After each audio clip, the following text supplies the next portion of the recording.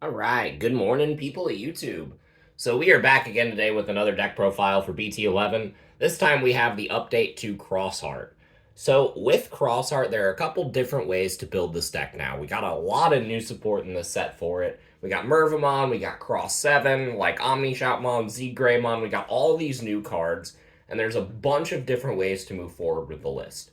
I think the best way to play this deck is still going to be reminiscent of the old Cross 4 spam before Cross 4 got limited.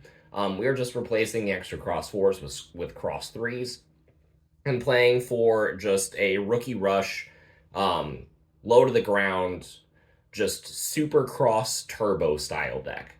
So we are going to go ahead and get some of the cards. See what some of the new cards do for the archetype. And if you like this kind of content, make sure you guys like and subscribe. And without further ado, here are the Digitama. They are still the same. We got the 4 copies of Pikmon. We don't get a new egg, so we're still stuck playing the 4. And, hey, at least the egg is good, right? Pikmon lets you draw an extra card. Phenomenal, right? So for our rookies, we got 4 copies of Shoutmon. It's a good searcher, and it's inheritable as Rush. It's one of the best inheritables in the deck. Good searcher. Gotta play 4. A lot of our main Digicross components we are playing 4 of. So with Starmons and Sparrowmons, you don't need to play 4 of these two because the only card that really requires them is the Cross 7 and the Cross 5. But I am electing to play 4 copies of both. So with Starmons, it's because its inheritable is really good, lets me draw cards. It's kind of phenomenal. And with the Sparrow being 5,000 is really good whenever you're just swinging, whenever you're evolving in the back. Just promoting a big, strong body that can actually have a chance at surviving the check is really nice, especially since the more times you have your dudes survive, the more times they get to live to swing another day. But if they do die in this deck, at least they all have save. So you're going to get to use them again. Next, we got 2 copies of the last rookie in the deck and the first new card in the list, Shoutmon plus Star Sword. So this card is kind of neat because it can help pick off the things like Solarmon and Shikurimon or Psychmon that would give you some trouble. But also, this card doubles as a Shoutmon and a Starmons in name. So whenever you're needing specific Digicross components, this card can work for either. It can evolve for 1 in the back on top of our egg, fulfill both yellow and red conditions for our options. Not only that, but it is also a backup Digicross card itself. So it's very multifaceted. Whenever I was initially reading this card, whenever the set dropped, I was like, it's not that great. But because it's kind of like a Swiss Army knife, it's actually a lot better in the deck than I initially gave it credit for. So these are the 14 rookies that I am playing. You want to keep that number pretty high because you do want to be evolving and promoting as much as possible. So for the other level 4s, we got 4 copies of Ballistamon and 4 copies of Darulumon. These are your Digicross components. Ballista has blocker, inheritable is piercing. Darulu lowers DP of stuff. So that's also really nice. And these cards are used in pretty much every Digicross, so you have to play 4 of each of those. Now we're going into the actual Digicross cards. We got 4 copies of Shoutmon Cross 3. This is a new one. It takes Darulu, Ballista, and Shoutmon. So if you use all of those, you can play it for 1. And then on play, you get to reveal the top 3 cards of your deck, and you get to add 2 cards with Crossheart or Blue Flare in them to your hand. This card is absolutely phenomenal. Just being like a dude that you can slap down for potentially 1 memory, have Rush, Piercing, and minus 2k on something whenever it attacks. This card is very strong and really, really helps the deck now that we only have 1 copy of Cross 4 available to us. So we only have 1 Cross 4, so we're still playing it, obviously. On play, draw 2. This card can restand your Taiki and your Tamer that would allow you to use the sources from under Digicross to resuspend. So this card is kind of a card that comes down, doesn't attack, draws you more pieces, but also sets up your next attack. So it's very easy to see why this card got limited to 1. For the other Digicross components, we are playing 1 copy of Shoutmon King version. The King of the Swamp effect that this card has is not very good. You know, being able to substitute for any Digicross isn't that great, but being just another body that you can play for 3, this card also this card also counts as a Shoutmon whenever you are going to Digicross from hand. The main reason you're playing this card is it has an on-play that lets you take a card from your trash that has a Digicross requirement and put it back into your hand.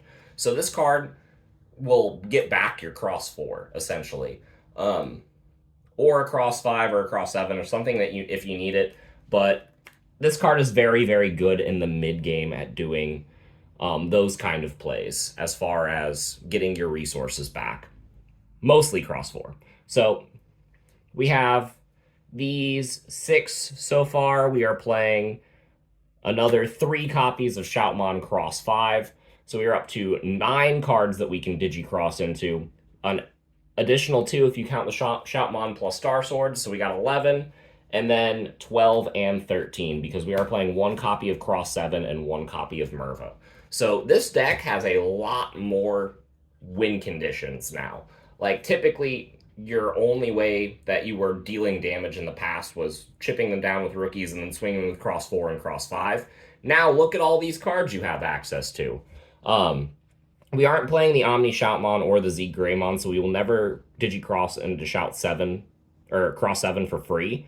But this card has Rush, and on play you get to delete something that has lower DP than this card, and it gets plus 1,000 for every 2 cards in your sources. So most of the time this card is coming down, it's going to be a 15k. You are going to pop a 15k or less. So that forces blackwargreymon to use its protection. It can deal with things like Death X. This card is kind of a failsafe for when things go wrong, but it's also just, it's a big body. It has Rush.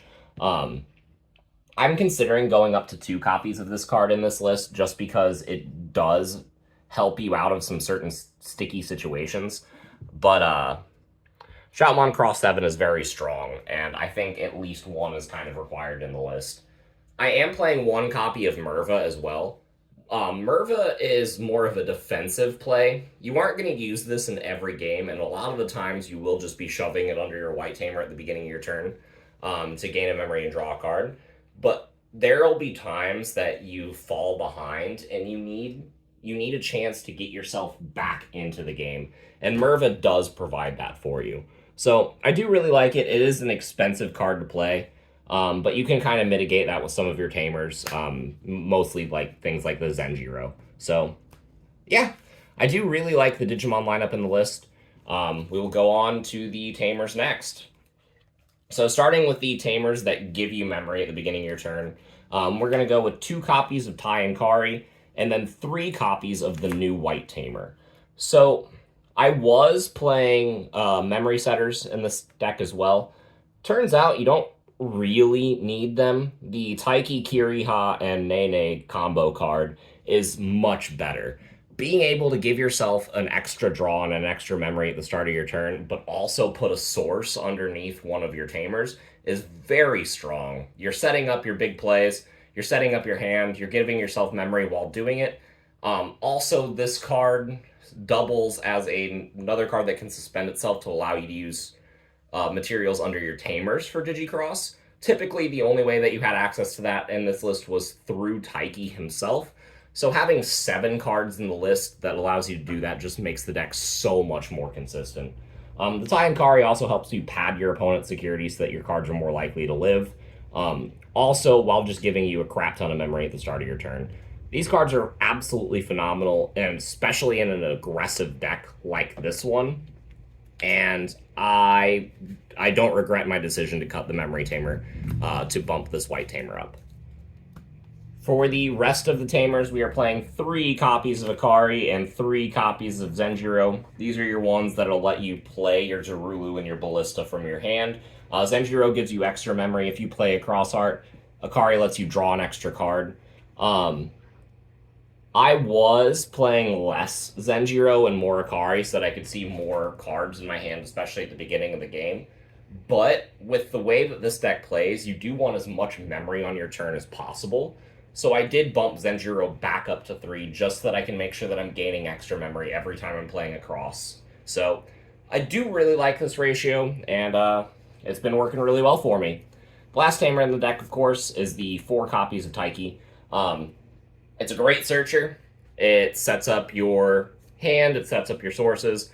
You kind of have to play 4 of this, plus it allows you to use your sources for Digicross. Like, this is one of the main enablers in the deck, and this white tamer that we get is a very welcome secondary to this card, but it doesn't replace Taiki in any way, shape, or form.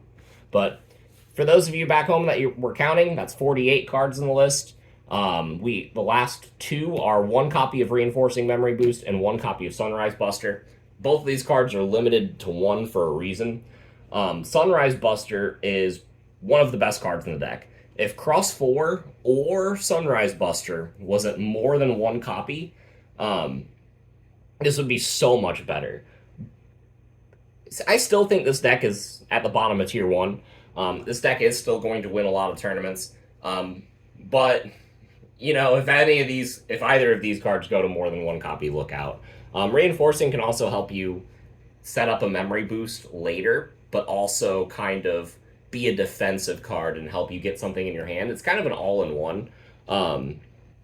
It's not especially good in the list, so you could cut it for something like a Fireball. I guess it's time to note that I'm not playing Fireball in this list, even though it was so important in the past. And the reason for that is because a lot of the other Digicross cards let me draw a bunch of things now. So hand advantage isn't as hard to come by in this iteration of the deck as it was in BT10. We are also not playing the new Ignitemon or the new Cutemon. I was testing Ignitemon. I don't think that card is good in this style of deck. You have enough ways to deal with small bodies, and you typically don't want to delete your big bodies with Ignitemon. Ignitemon is more of a card for Minerva and for Beelstar, because Ignitemon is absolutely going in my Beelstar list. And yeah, Cutemon really isn't that good. But I think those are the only other 2 Xross Heart cards that we got in this set. And those are the reasons I'm not playing them. If you guys have any comments or any questions about this deck or how it functions into this new meta, definitely let me know in the comments down below. But I think that's all I have to say. So without further ado, we will be ending the video. Bye, everyone.